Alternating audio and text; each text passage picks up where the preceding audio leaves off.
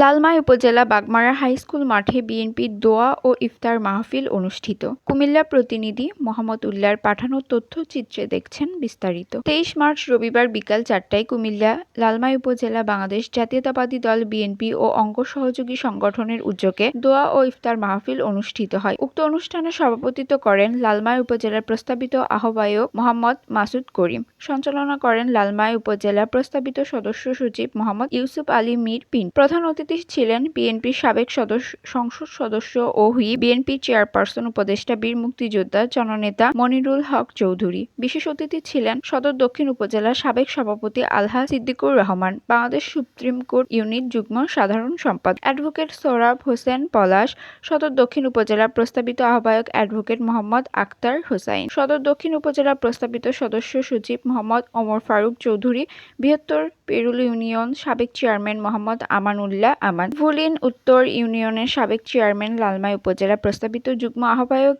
ABM Omar Faruk Suman. উক্ত ইফতার মাহফিলে আরও উপস্থিত ছিলেন উপজেলার সকল শিক্ষা প্রতিষ্ঠানের প্রধান শিক্ষক, আলেম সমাজ, ব্যবসায়ী, সামাজিক ও সাংস্কৃতিক সংগঠনের নেতৃবৃন্দ।